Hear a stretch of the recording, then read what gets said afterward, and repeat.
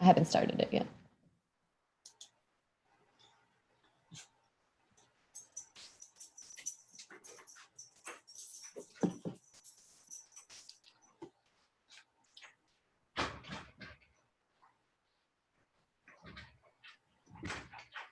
Okay. And did you need me to send you the link? No, I got it from here. Okay. Thank you.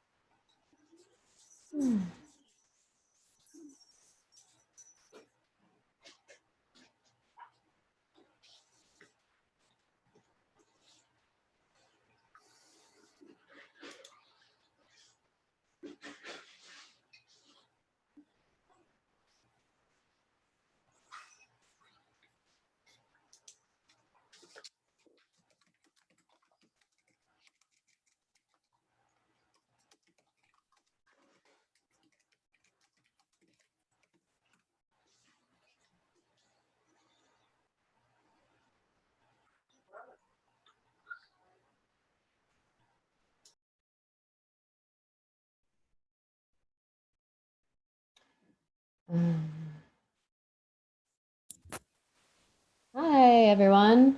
I've unmuted you who just joined us because there's only a couple of us on the call. So, want to say hello. Thanks for joining. Hi, Brian, Len, Jim, Pat, Christina, Anne. Thank you for joining us. Yes, Hello. thank you. Looks like Edward and Sharon have joined us as well. Hello. How are you? Great.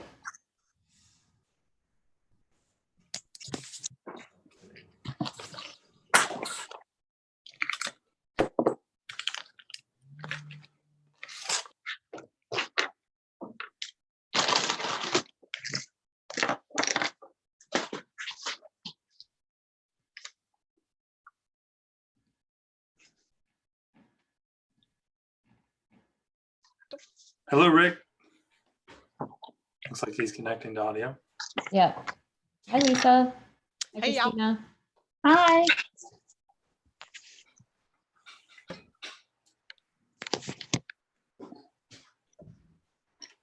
Hi, Rick. Hello, everybody. Hi. Good afternoon, Rick and Lisa. Counselor Messenger, thanks for joining us. Victor, Lisa, Councilman, hello. Good evening. You have to let me know if my birds outside get too loud.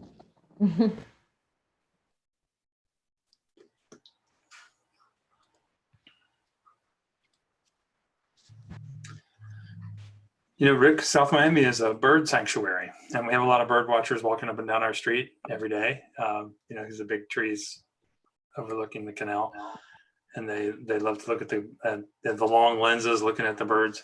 So I can always tell when the birds are out and the bird watchers are following them because my dachshund will start to bark at both of them. Yeah, So anyway, your bird song in the background the other day was a very familiar tune. huh? We're fortunate in that sense. Let's see, how do I do a quick mute? Show those. Lower left-hand corner is your mute button. Alt A does it too. Alt A, or you can press and hold the space bar. What about spacebar? If you press and hold the space bar, it should temporarily mute you also. supposedly. Like, Or temporarily unmute you. So you can hold the space bar down, speak a little bit, and then when you let go, Does work.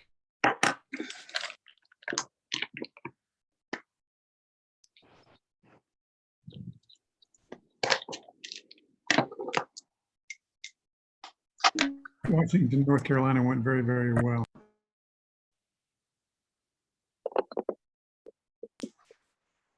Counselor Wiley, thanks for joining us. We're just letting folks find their way down the aisles and into the Zoom auditorium, and then we'll be getting started really soon.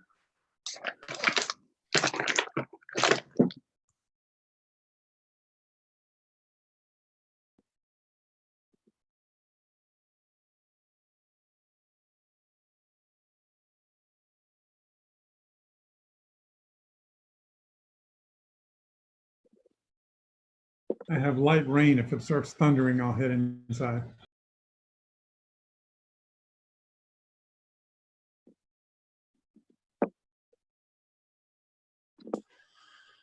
So panelists, what I'll ask Rick and Lisa, what I'll ask you to do is to keep your finger on that button so that once Louisa begins her presentation, we'll turn our cameras off to save bandwidth, make it run smoother, reduce the lag. And then when we get to the latter part and she's calling on us, we can turn our cameras back on if needed for Q&A. So, but I'd like to, while Louisa's making her presentation, I'd like most of us to keep our cameras off. You can keep it on for now until we're able to welcome everyone. But then after that, we'll be turning our cameras off. Attendees, there are up to 24 participants now. Thank you for joining in tonight. Just a minute more to let folks make their way down I'll follow your lead. down the aisles, and Louisa will begin soon. Yep, thanks, Victor. Wait just another minute before we get started.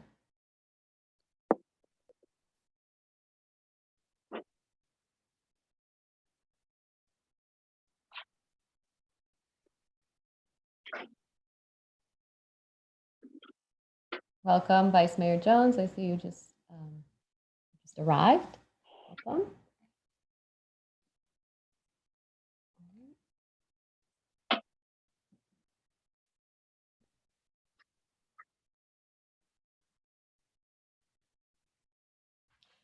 Great, so it's 6 o'clock.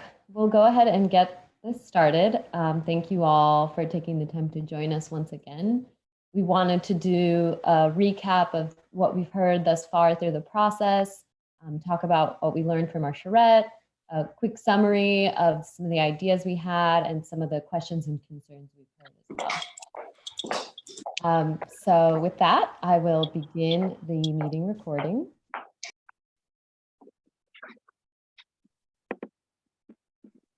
So you've all joined the Charrette Debrief presentation. Like with all the previous public meetings, this meeting is being recorded. Check out the virtual Charrette Hub tomorrow to watch this meeting. If you couldn't make it, share with anyone who couldn't make it, who wanted to see what we're talking about today. It will be, the video link will be uploaded under the actual event on our virtual Charrette Hub, as well as on our events page. You can find it on either of those pages. Remember that this meeting was set up as a webinar. You can submit questions or comments at any point by clicking on the Q&A button that you see this yellow arrow pointing at. And again, we'll try and respond to those, have our panelists respond to those in real time as we can. And we'll have some time at the end to reply to some of these questions as well. You want me to get something or set it down here? Somebody is unmuted. Well, what we're going to cover tonight, I'll do a quick intro as well as go through our timeline and process. We're going to do a summary by topic, the same topics we presented on during the work in progress. For each topic, we'll go through community input that we've heard, draft work produced during the design charrette, next steps for the planning team, and then we'll go ahead and address some frequently asked questions and concerns that we've heard. At the very end, we'll recap and do some overall next steps again as a reminder. To go over the timeline. I just want to be clear, there was a couple of questions about this that we received from the community. This is the timeline for the vision plan, which is just the first phase of a 3-phase process. So we kicked this off in December of 2019, the community vision plan. And right now we're about halfway through that process. We just had the 5-day public design charrette in mid-April. Right now we're doing a recap of what we heard and what was produced. That's that pink star right in the middle of the timeline. We'll be producing our first draft sometime in June, and then hoping to have a final adopted vision plan some point at the end of August. So again, that's just for the community vision plan, which is the first phase of this process. I did want to note that there's some upcoming events. Right now we're doing the Charrette Debrief, but we have also put on the schedule a special webinar to talk about redevelopment and the impacts and opportunities of redevelopment, specifically in Neptune Beach. And that event will be Tuesday, June 2nd at 6 p.m. It will also be a recorded webinar. So similar to what we did for the Penman and Florida intersection, it will be specifically looking at this topic. And we'll be advertising it as the date comes closer as well. And then the draft plan presentation will be sometime in mid-June. So again, this is just the first part. The community vision plan is just the first part in a 3-phase project. So that's overall 2 years of work in Neptune Beach. Once the vision plan is adopted, that's when we will begin the comprehensive plan update, which should be sometime in September of 2020. Hoping to have that, all those amendments accepted by the state sometime in February or March of 2021. And at that point, around winter of 2021 is when we'll begin the updates to the land development code. And so the goal to finish the overall project, including the comprehensive plan updates, the vision plan, and the land development code, wrapping up this entire 3-phase process sometime in late fall of 2021. So there will still be plenty of opportunities for engagement throughout these phases, particularly when we get to phase 3, where we're updating the land development code. There will be additional workshops and meetings with the community at that time as well. Of course, the virtual charrette was not our first piece of engagement that we did. We had our neighborhood workshops in February, and we did 3 separate workshops in the 3 different main areas of Neptune Beach. Then we had our virtual charrette, which was a 5-day charrette. We had several events, a kickoff and small group exercise, an open design studio from Tuesday to Thursday. Anyone can drop in between 10 and 4 to talk to our designers. We had the Penman Road and Florida Boulevard intersection workshop. And then on Friday, we did our work in progress presentation. So again, we had the same goals that we do in our regular process with some new virtual tools, working at home, doing live meetings. So you can see pictures of people participating in the small group exercise on Monday, some of the maps they produced as well. You can also see a screenshot of one of our technical meetings, as well as Brenda, one of our planners, working at her desk at home. So we also had functions on our website to chat with the planner. We had live streaming of all the events and the open design studio, and we're constantly giving updates through our social media pages. So there's a lot of information on this slide. This is the kind of reach, the overall reach that we've had thus far in our community engagement, and that's beginning with the vision plan kickoff. That would be good for the city and everyone in the community to see how many people we've interacted with from the very start of this project. We had 110 attendees at the kickoff presentation way back in January. We had several stakeholder meetings during our site visit. We talked to over 60 people. We had our neighborhood workshops across 3 days with 230 people participating across those 3 days. We also had an online survey of the neighborhood workshops where 144 people gave us responses. And then during the charrette, we had all these live events that I've said, and all of them were, the public meetings were all recorded. So here you're seeing not just who attended the virtual meetings, but how many live stream views and playbacks there were, as well as how many views for the recorded meetings as well.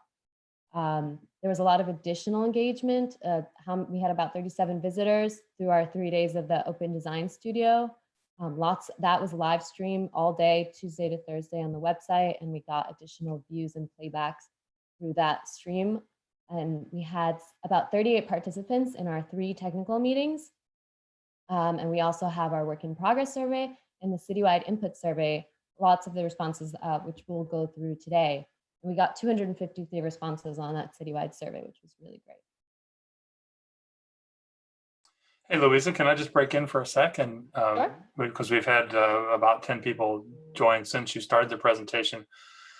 Just for those who just joined us, to let you know, this is in the webinar format. So Louisa's making a presentation. During that time, you can type your question in the Q&A bubble down at the bottom of your Zoom screen, and they'll show up to Louisa and the other panelists as you go. So if you have a question or you want to raise a subject for either for addressing tonight or for addressing in an upcoming meeting, you can just type it in the Q&A box and we'll keep a record of those.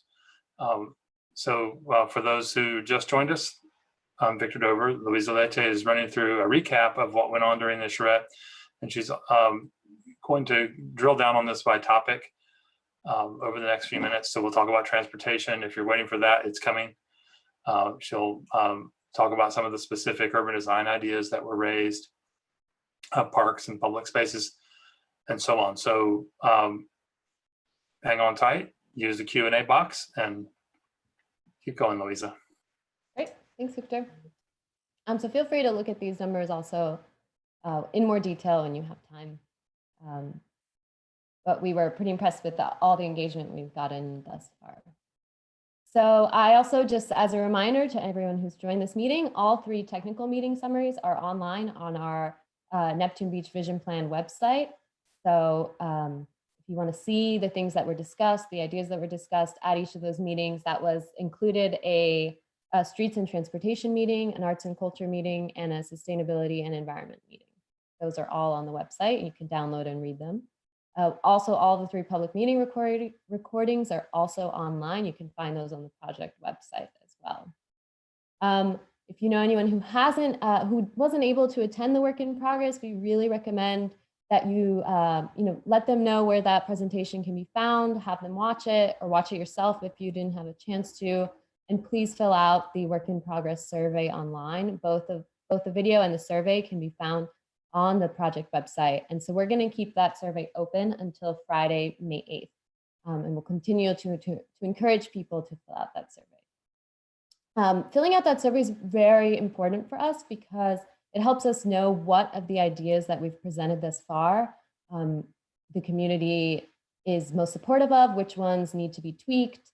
All the input that you give us in that survey regarding what was presented at the work in progress is really helpful and will help us to refine our ideas in order to complete the draft vision plan. So I'm going to do a quick summary of all the topics. I'm going to start with streets, transportation, and parking. So here are the kind of overall demographic results of who took the citywide survey. We had 253 responses. When we asked what people's favorite thing about Neptune Beach was, almost half of the respondents said quality of place, which includes local businesses, small town character, quiet and beautiful streets. Another 20% said the sense of community, festivals, social groups, neighborly atmosphere. And then another 18% said the family-friendly atmosphere. Age of respondents, we had a really good sampling of different people and different ages respond to the survey.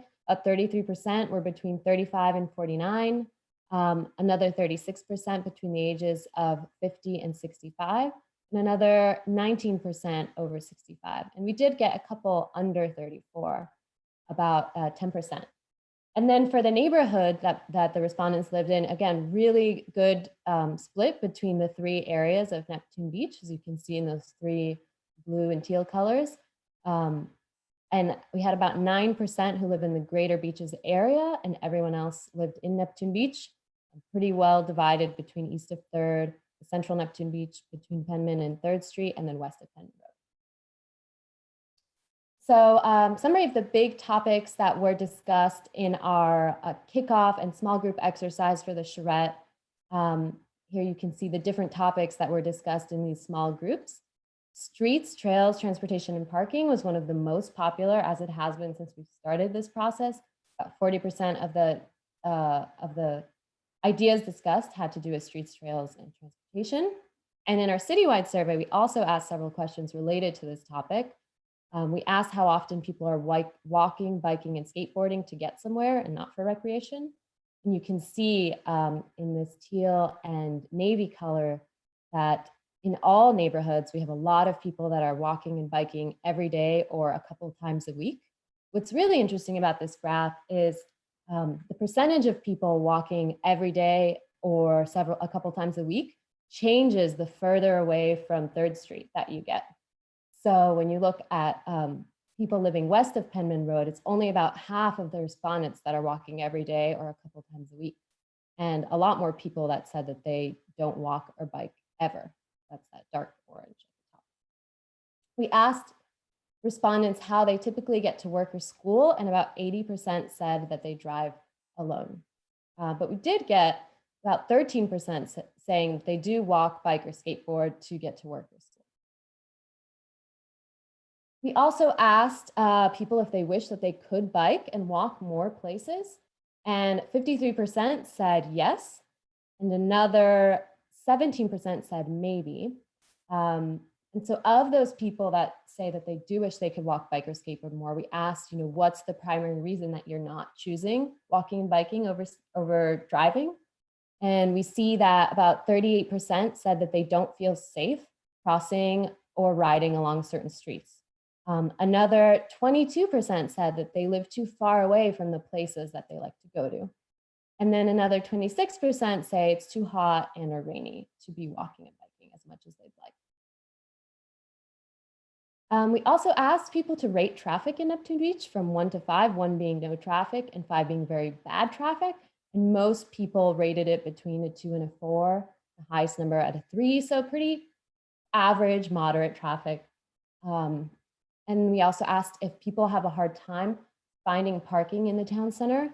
And you see the majority say that they either always, often, or sometimes have a hard time finding parking in the town center. And only 3% said never.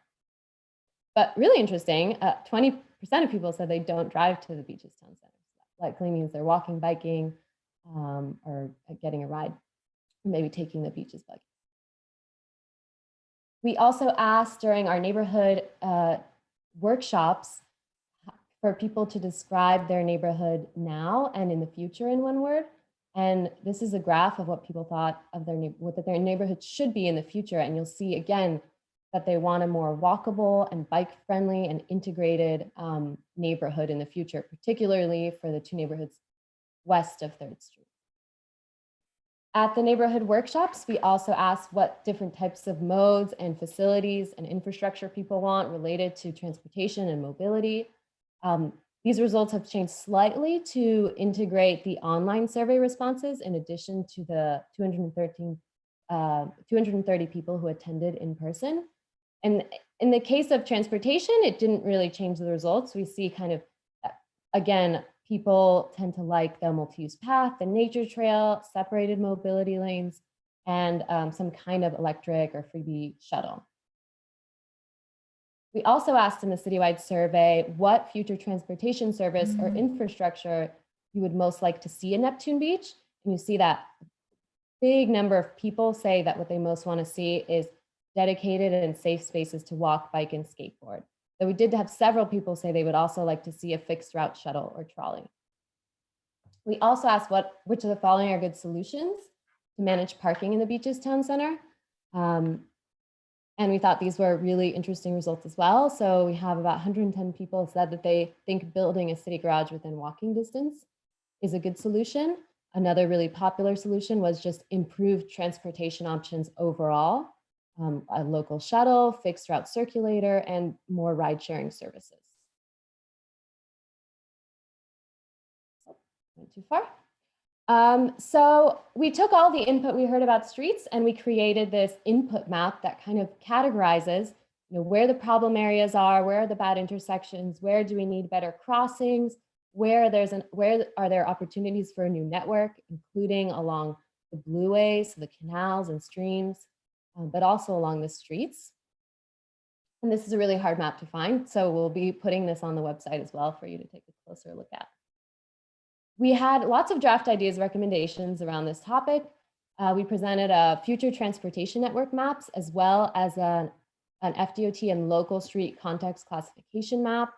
We presented draft ideas on redesign alternatives for Atlantic Boulevard, 3rd Street A1A, and Penman Road. We also had draft recommendations of how a walkable street network could extend west over 3rd Street from the town center. We also had ideas about possible parking locations and parking programs to study in more detail as we move forward through this process. And we also had several draft ideas and alternatives to look at for improving the Penman Road and Florida Boulevard intersection. So what's next when it comes to streets and transportation? So we will be refining all the designs that we presented, including Atlantic Boulevard, 3rd Street, based on community stakeholder and staff input, and we'll be following up with the FDOT and the City of Atlantic Beach to make sure that we're coordinated in these efforts. We'll develop an additional alternative for Penman Road, since we only had a chance to do one, and we'll be following up with the City of Jacksonville as we produce that alternative. We want to incorporate the Penman Road alternatives into the 5-point intersection improvements at Florida Boulevard as well. So as we have more designs for what the future of Penman Road looks like, we'll make sure that those coordinate with the intersection improvements as well. We'll be developing alternatives to improve 1st Street. We didn't have quite enough time to get to 1st Street, but we did get some feedback already on, what about 1st Street? What can we do to make it better? If you all have ideas on improving 1st Street, please let us know. Let us know in the survey. Let us know by submitting a feedback form to us. And as we have some alternatives for 1st Street, we'll be adding those to the website and asking for more feedback as well. We'll be refining all the future transportation network maps based on input. We'll be creating a map that shows more specific intersection and crossing improvements and checking that against proposed projects already on the books by the City of Jacksonville and Florida Department of Transportation. And we'll keep studying additional parking solutions and how a shuttle service maybe could be implemented in the future. So to address some frequently asked questions and concerns regarding streets and transportation, one thing we've heard a couple times is Atlantic Boulevard is an important route, but how will the improvements be implemented considering it's a shared road with the City of Atlantic Beach? So we definitely need to keep coordinating with all the beaches communities and the agencies that have jurisdiction on Atlantic Boulevard. It's a DOT road. So we'll have to keep coordinating with FDOT, as well as setting up a follow-up meeting with the City of Atlantic Beach to ensure that the alternatives we're looking at are consistent with their vision as well. We've also had some questions in the survey that asked what side the parking was proposed and one of the alternatives for 3rd Street A1A. And so in the street sections we showed, one of the alternatives had parking on one side of the street, and it was actually drawn on the east side of the street on the beach. Now that can be changed, depending on the feedback we get. If some people think it'd be better on the other side of the street, that's something we can look into. And we can certainly also alternate. 3rd Street doesn't have to have the same cross section along its entirety. So there could be portions where parking is more important on the east side, but further down, it may be better to have parking on the west side. So that's something we can definitely refine. Louisa, just to break in for a second, one big thing that came out, it sounds a little technical, and it was on those maps, summarized on those maps a minute ago, but one really big thing that happens now is that every segment of every road can be classified by our traffic engineers or transportation engineers as being in one or another category of the categories of street types. And they call this context classification. And the DOT uses this to decide what you can and can't be allowed to do on a given segment. This is basically how they let you use a different design so that it increases pedestrian safety where you need it most, or it protects people and is designed around slower speeds where that's appropriate. So all this discussion about transportation is going on in the questions that Louise is addressing.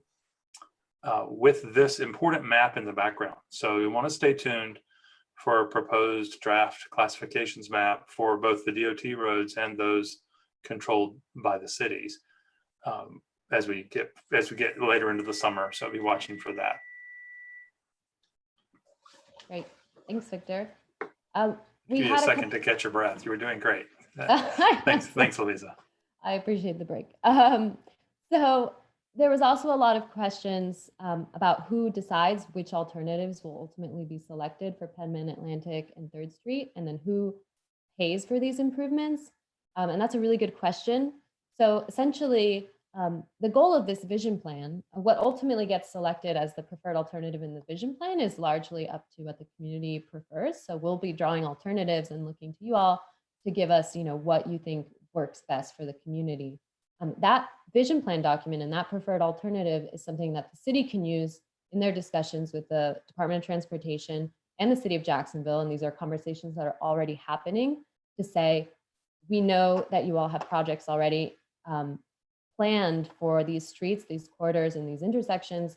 This is what our community would like to see. And they are open and looking to get input from Neptune Beach on what should happen here. So the answer in short is that it's a collaboration between the different agencies and jurisdictions. And that goes also for who pays and implements the project as well.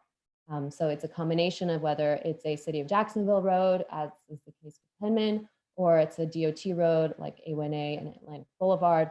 Other streets like 1st Street are locals and are local streets. So depending on which street it is, that'll determine who is paying for the improvements.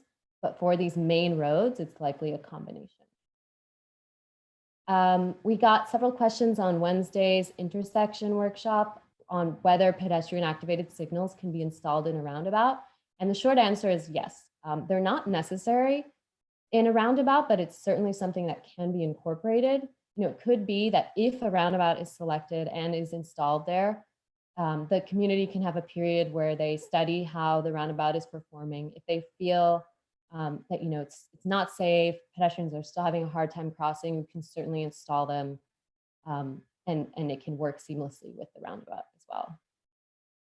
So now I'm going to invite Rick Hall, our transportation engineer, to respond to this last question, because he gave me a very elegant answer that I would like him to repeat to you all regarding the question of how a roundabout at Penman in Florida might change the traffic volume or induce additional volume on Penman Road. Hey, Rick, you're unmuted now. Okay, if a roundabout is the solution of choice at Penman in Florida, it will not induce additional traffic volume. There are two ways that the additional traffic volume can happen. One is diversion. If people feel that going up 3rd and over Atlantic is slower now than going through roundabout and using Florida, then a few people may divert over. But the larger vehicles, especially the trucks, don't really like the idea of slowing down. And so they probably will not divert to the roundabout as readily as cars will. So I don't see a major diversion from the other routes to go from the north west to the southeast. There's a good flow there in the morning and evening. And I just don't see that changing based on the potential implementation of a roundabout. Now, crash statistics, we look at that thoroughly and constantly. And everything we read and see and study shows us that fatalities go almost to zero when you switch from a traffic signal controlled intersection to a roundabout. Even one with 4-way stops, because the fatalities occur when somebody makes a mistake. And the mistake is that they're texting looking down and they're not looking through the windshield, and they don't see a stop sign, or they don't a red signal phase, and they run it and then hit somebody T-bone in the side of their car. And that's when most of the fatalities occur. The fatality that has happened in the last 5 years at Florida and Penman was a rear end collision where somebody, again, was not paying attention, and they looked up and everybody was stopped in front of them, and they had to slam on their brakes and were unable to. And there was one fatality.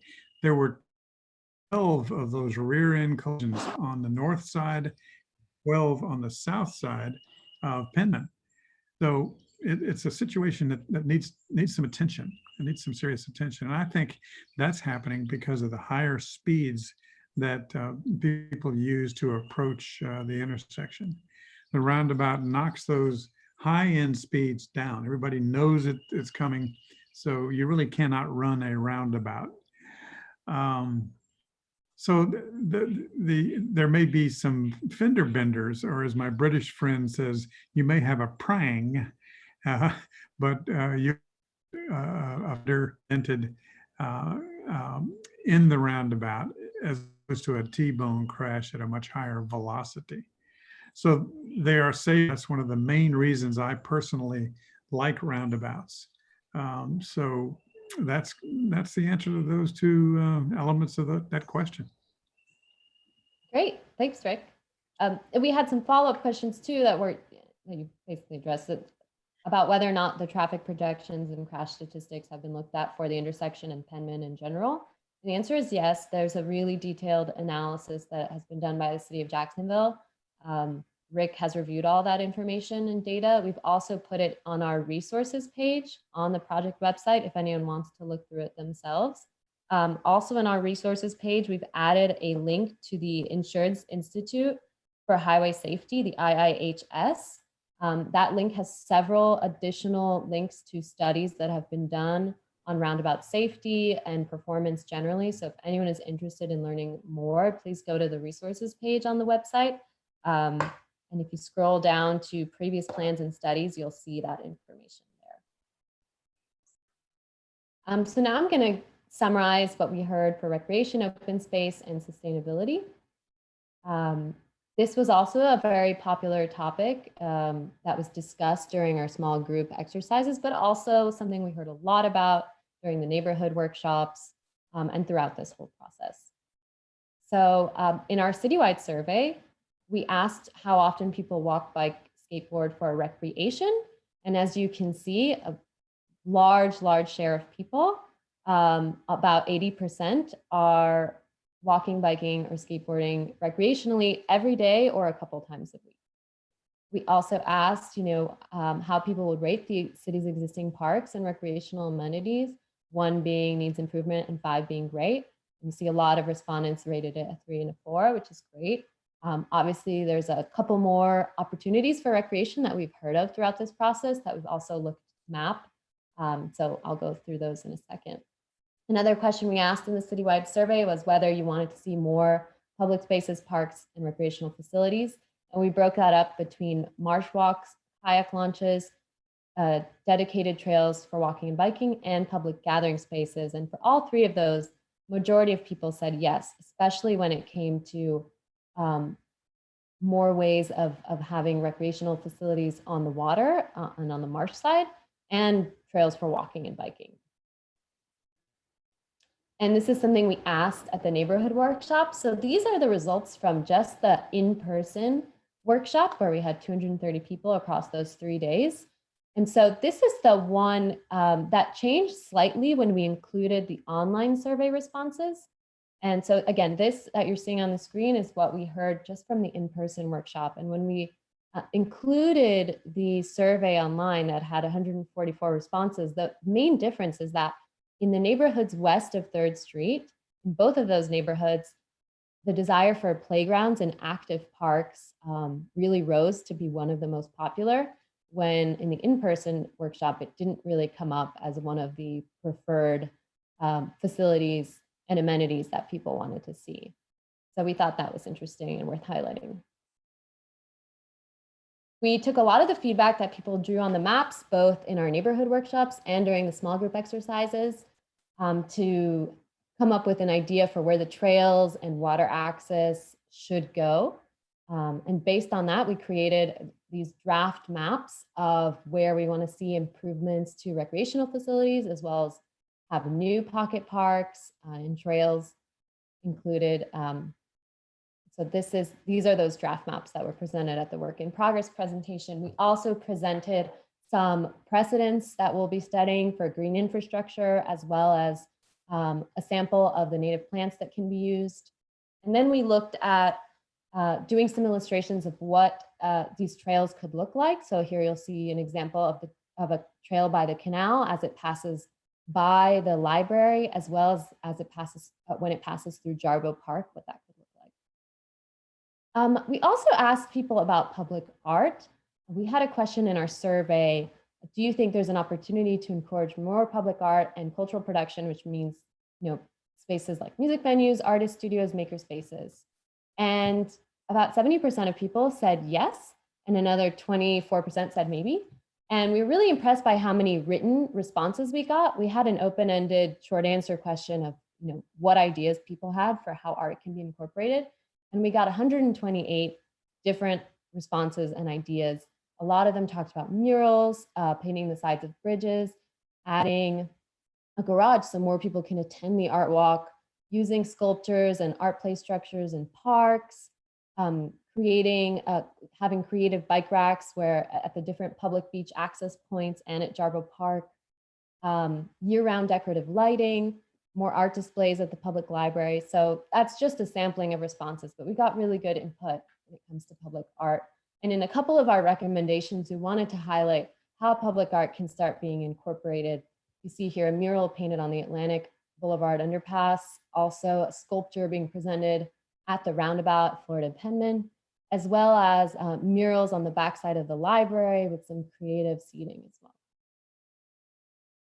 So what's next for our recreation, public and civic spaces?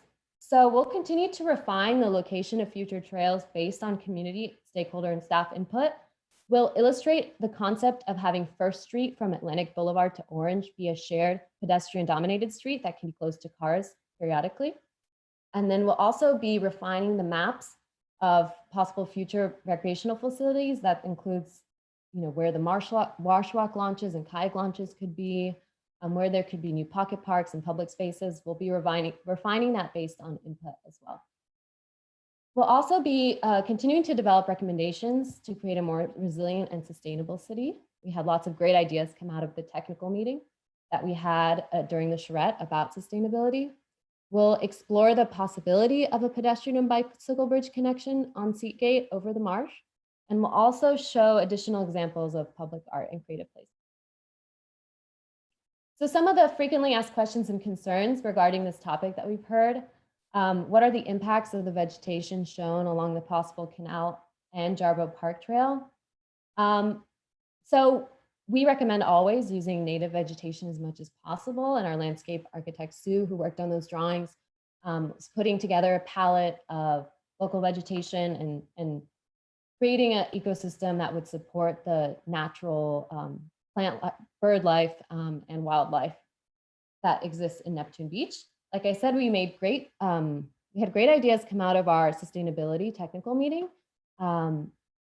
And they gave us contacts for different organizations locally that we can tap into if we want to develop more in-depth recommendations for exactly what vegetation we should be showing, including the Audubon Society and a lot of other nonprofits. So there's a lot of opportunity for us to get more good recommendations regarding vegetation and sustainability in general. So another question we heard a lot: how will the potential canal trail impact the safety and security of the residences that back onto the canal?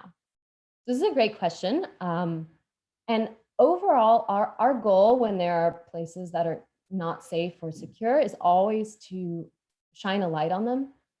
Any trail that we would put in a place like this would have some form of lighting with the goal of putting more people and eyes there. There's all these recommendations that we can include as a part of this trail, including bike watches, community safety initiatives, having people patrol on bicycle at certain hours, having lighting at certain hours as well to ensure that as much light as possible is shine on this kind of dark area. We also can change, where we're showing the canal. If the community feels strongly that the canal should only run along the commercial properties, that's certainly something we can do. We can look at shifting the bridge to the ponds or eliminating it altogether. So that's really, the more feedback we get on that, the better. Louise, the one theme in the questions about these recreation spaces and trails and so on is that we see in the questions is the theme of, is this a done deal? Is somebody decided this already? Is this in motion? Or is this just a concept that's being offered up as a possibility and for feedback? Mm-hmm. Can you take that question? Sure. So everything we've shown is draft. It's our first attempt at visualizing ideas that we've heard from the community. A lot of people mentioned the idea of formalizing this now informal trail that runs along the canal and making it a real feature and attraction in the city. We've worked in a lot of communities where there's development that actually faces directly onto the trail. It's seen as an amenity and can increase property values. But that's just one idea that we heard from the community. And all the ideas we've shown, in most part, have come directly from conversations we've had with people throughout this process, but they're all draft at this point. So we really recommend people filling out the work in progress survey to let us know what you liked or didn't like about the ideas that we showed. That will help us to make these refinements and changes as we work towards the draft plan. And even the draft plan is still the draft plan. There will be a public comment period after the draft plan is presented for you to give us additional input before we develop the final draft. We got another question, similar to the question about the canal, which is what the potential impact of the marsh walk could be for the views and privacy of the homes that face the marsh. So again, this is something we have to look into in more detail. There were a couple options we explored during the Charrette week, but we'll be working over the next month and two to refine that idea and look a bit more closely at the ideal location for something like a marsh walk to reduce any potential negative impact. But we did hear a lot from the community about wanting to engage the marsh more. So it's certainly something that we want to address as best as we can. So I'll go into the last topic, which is commercial redevelopment and the town center. This wasn't the largest topic that was discussed when it came to the small group exercises, but still a really important one and for a lot of people. So we did spend quite a bit of time talking about it in our work in progress presentation. We asked people in the citywide survey, how often do you go to the town center? And the vast majority of people are going every day or a couple of times a week. We asked why people are typically going to the town center. So about half of respondents said they're usually going to eat or drink. About 19% said they're usually going to shop. And then another 25% said that they're usually going for entertainment or some kind of special event. Some other questions we asked, should the Beaches Town Center extend across 3rd Street into the old Kmart? About 43% of people said yes, and another 22% said no, 30% said maybe. So this is something we had heard when we had our neighborhood workshops. It's actually an idea that came to us from people who attended, that they would like to see the town center extend across 3rd Street. So we thought it'd be a good opportunity to include that as a question in our survey as well. And the next one is quite interesting. We asked whether there's an opportunity for a smaller commercial and mixed use center at Florida and Atlantic. And again, that was something that came up a lot when we had our west of Penman neighborhood workshops. So, that there could be an opportunity to really improve and do some infill development in that little quadrant near the Florida and Atlantic intersections. In the survey though, we heard about 40% of people said yes, but 48% of people said no. So that's something we have to dive a little bit further into. We did propose some adaptive reuse and infill development in that area as a part of the work in progress, and have received some positive feedback on it. But certainly if you feel differently, please let us know by filling out the work in progress survey. When it comes to housing, we did have a couple of questions about housing, and we put them in here. We thought this is where they could best fit. We just wanted to share. So we did ask, oh, sorry, this is actually not about housing. This is about office space. So we wanted to get a sense of what the demand is in the community for office space. So we asked people if in the future they wanted the option to be able to work remote from home or move their office to Neptune Beach, work from a co-working space, open a new business in Neptune Beach, or none of the above. So you can see, it's really interesting, between the age brackets of 35 to 65, about half or more than half said none of the above. There wasn't quite as much interest in having more office spaces necessarily in Neptune Beach.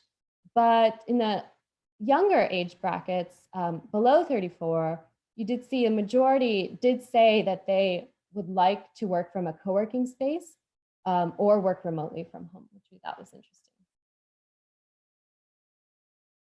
We also asked people at the neighborhood workshops what kinds of commercial spaces they liked, and this didn't change hardly at all when we added the online survey responses.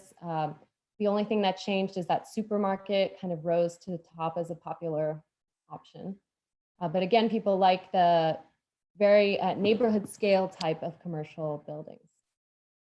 We did ask about housing. About 82% of people who responded lived in single detached houses, another 7% in duplexes. About 90% of our respondents own the home that they live in. We asked about housing costs, if that's something people see as a problem today or in the future. And interestingly enough, the respondents over 65 and under 35, about half of them do think that housing cost is a problem today or could be a problem.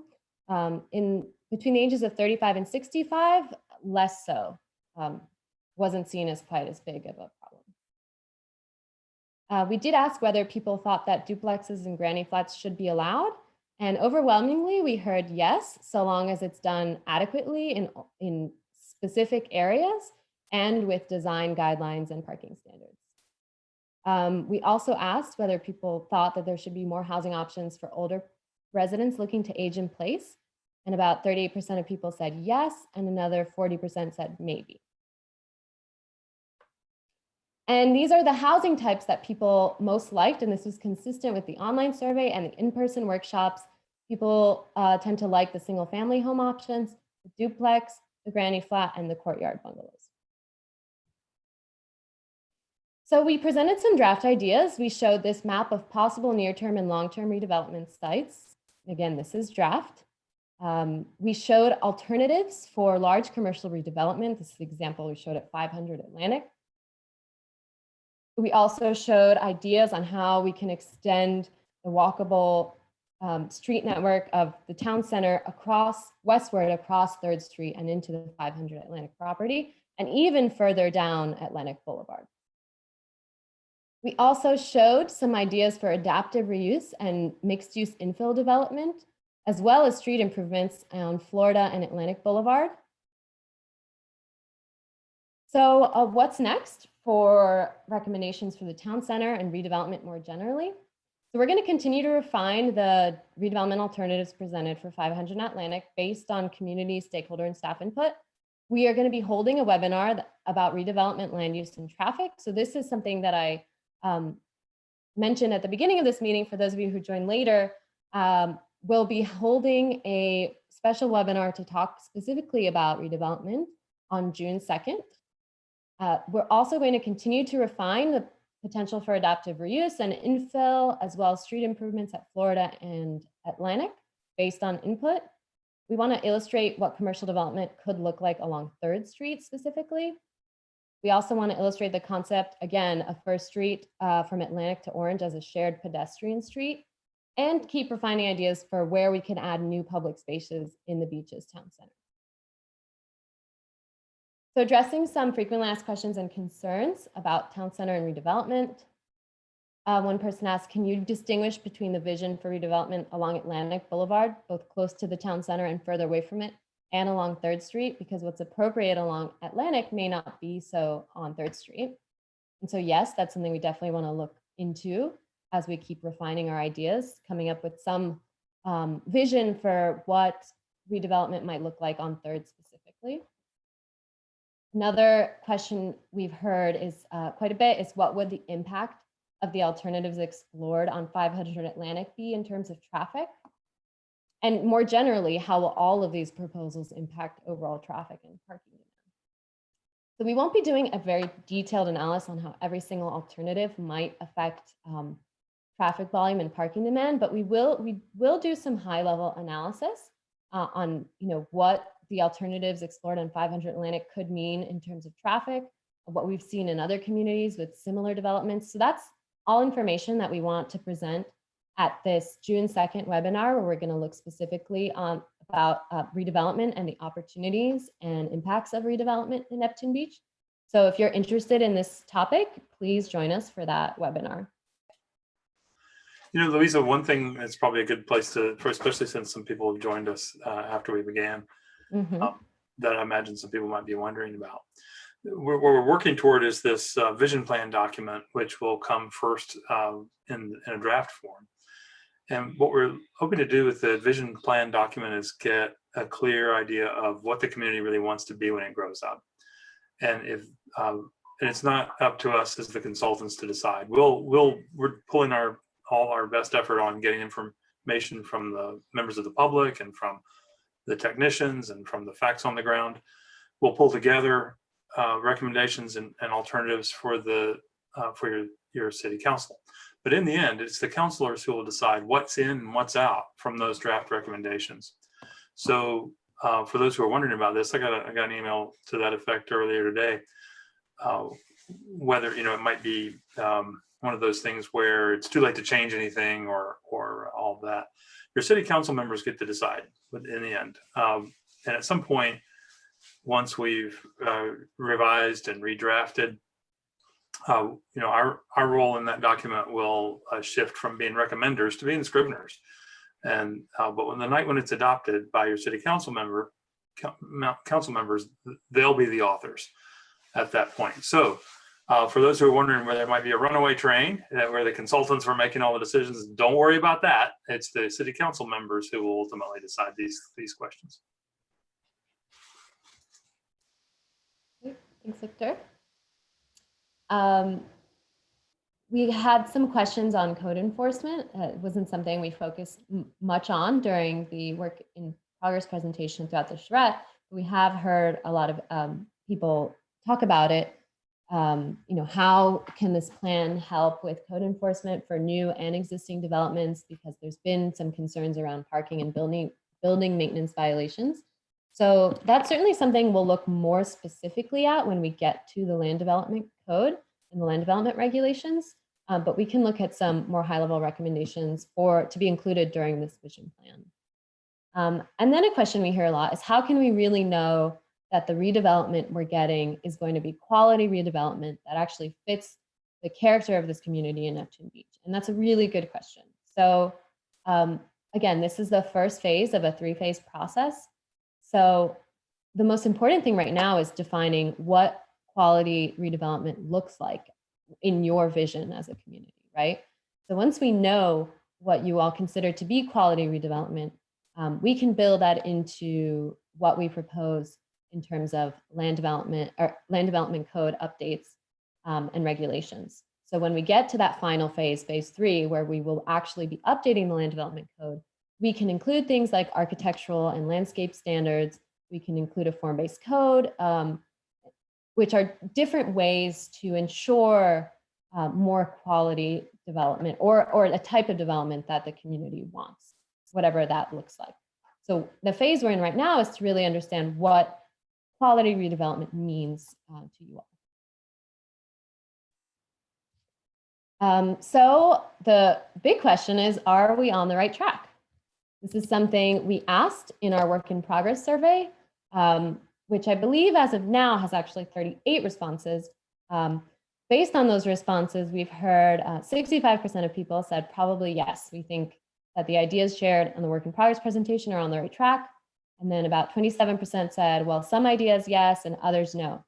So like I said, we've only gotten 38 responses and we'd really like to get more. If you want to know how to fill out this survey, you can go onto our website, neptunebeachvisionplan.com/virtual charrette. The first thing you'll see on that page are a link to the work in progress presentation and then a link to this survey. And it's really important to know what of the ideas we've shared so far you like or don't like, and what we can do to make sure that we can revise or refine the ideas that you're maybe not sure about to make them ideas that you all like. And if we've forgotten certain things like addressing First Street, anything that you think maybe was not addressed at the work in progress that should be, that's also the place to let us know. So again, you can watch the work in progress presentation and tell us what you think by filling out the survey. Again, that's the link to the survey. Like I mentioned earlier, the survey will be available until Friday, May 8th. So tell everyone you know to go and fill it out, to watch the presentation and fill it out. So I just want to do a reminder of the upcoming events again. So on June 2nd, we're going to be doing a topic-specific webinar about redevelopment and the impacts and opportunities of redevelopment, specifically in Neptune Beach. Then we'll talk about how land use intersects with transportation, and what, again, this idea of quality redevelopment, what that looks like as well. So if you're interested in that topic, please join us Tuesday, June 2nd at 6 p.m. And then some point in mid-June, we'll have a draft plan presentation. And again, that's a draft plan just for the vision plan.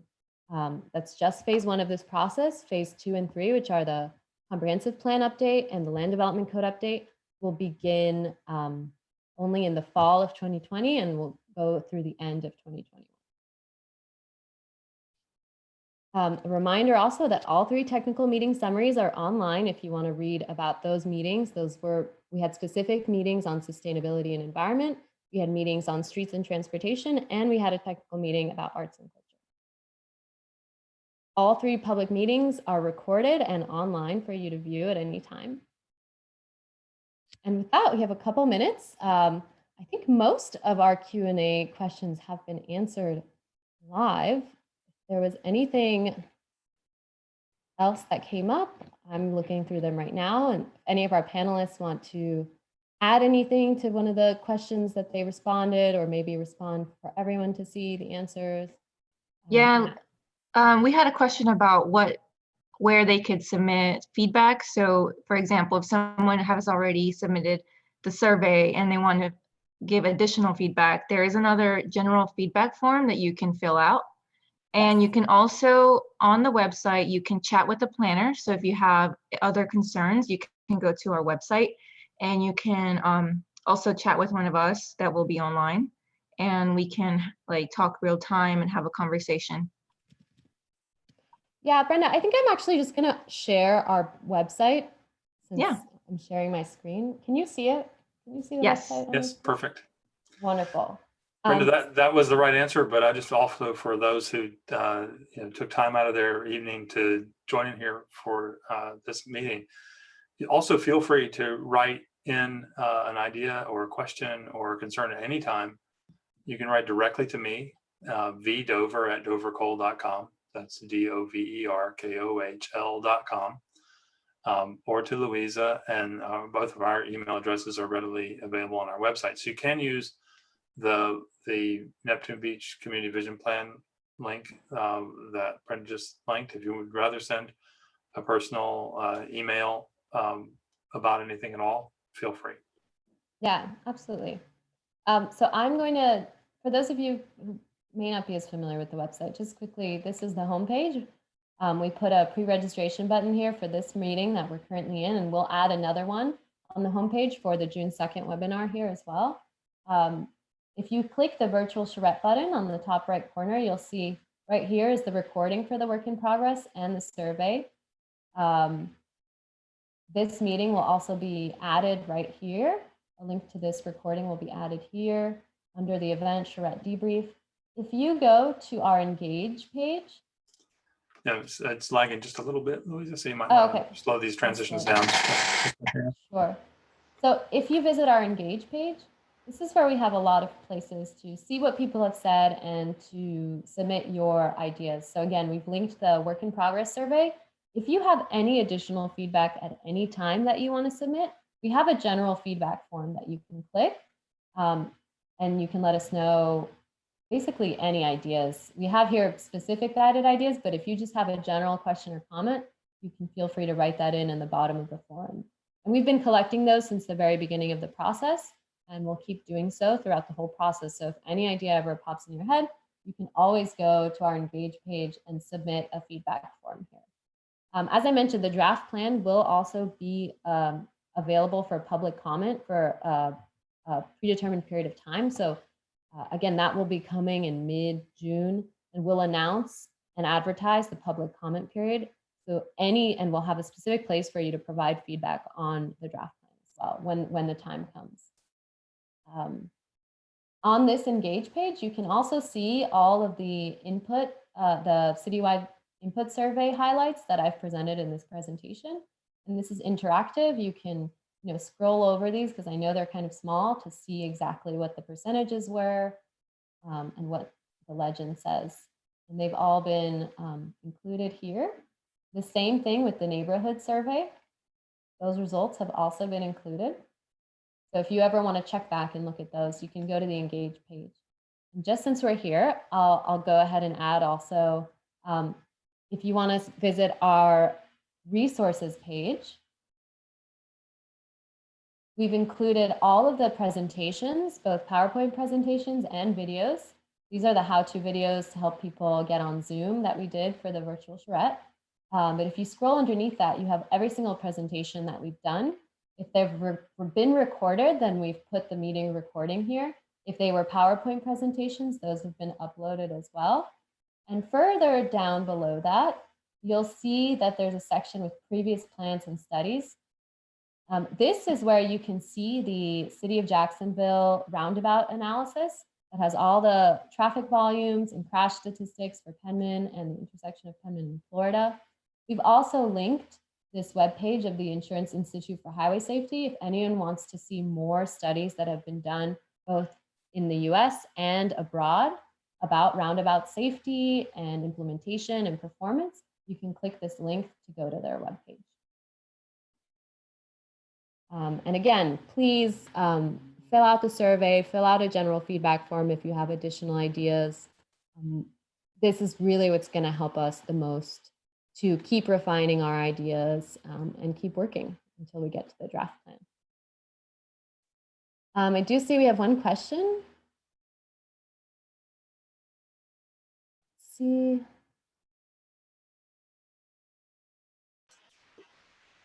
So there's a question about if somebody does not like a certain proposal because it affects their property. Again, the course of action is to let us know. And we'll take it into consideration, certainly. I think if there's a proposal that's really well liked by the general community that you feel will negatively impact your property, we can look at ways to mitigate those negative impacts or address them to make it as much of a win-win as possible. I would just add always that, and this is normal, some ideas get raised, they sound good to someone at some point, they get checked out a little bit, and then after some further scrutiny, there are more cons than pros, and those ideas fall off, on their own with a little more scrutiny. So if you feel strongly about something that you think isn't a good idea, you can flag it. But I also suggest that if you can think of a solution, like if you would like to propose an alternative, or you have a specific way of fixing an idea. It doesn't sound right now, but could be okay if only certain things were done. Like it's here, but not there, or it includes this part, but not that part. Then send that in too, because that's the fastest way to the finish line. We can find our way quickly and see where there's consensus, common ground between the many, interests and ideas.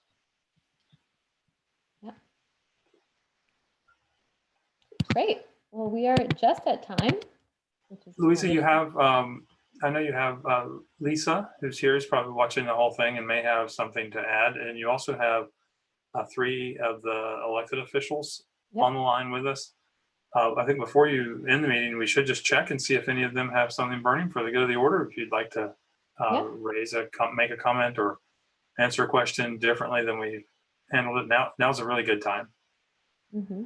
And if you could just unmute the panelists to make that easy.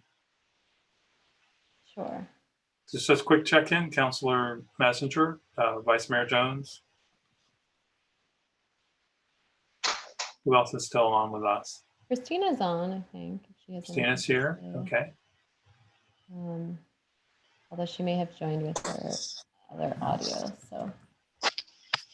Did we miss anything, Christina? Oh, there she is. No, yeah, this was great. And, as far as the workshop in June, between all of these, I think this conversation has really developed nicely. And looking forward to that next step.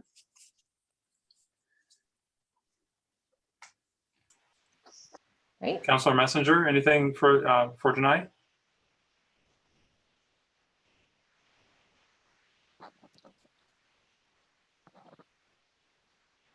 Lisa Nissenson, is there anything that you would like to raise that we might have glossed over too quickly? Though one thing I wanted to just raise again is that we had a slide on parking, and that will be going forward part of how we approach the vision plan. There's a study underway of the pilot that's downtown. And I also wanted to point out that we got a lot of comments about bicycle parking.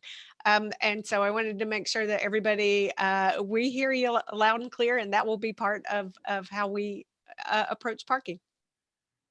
Great. Thanks for adding that, Lisa. It's a great point.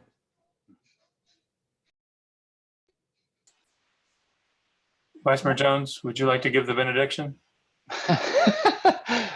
No, I think you guys have done a really excellent job. Again, I want to applaud you for navigating, a really uncertain time and using technology to our advantage here. The only thing also I wanted to add into this is that, there's probably also some opportunities to do some low cost, short-term types of improvements. So maybe, looking at some ways, I know we've talked a little bit about First Street, or are there some things that we may be able to do with striping and low cost infrastructure types of things that don't seem to be, things that we might be able to see completed in less than a year as part of the menu of recommendations to sort of illustrate what can be done. So that's really about it. I think you guys are doing great. Bye.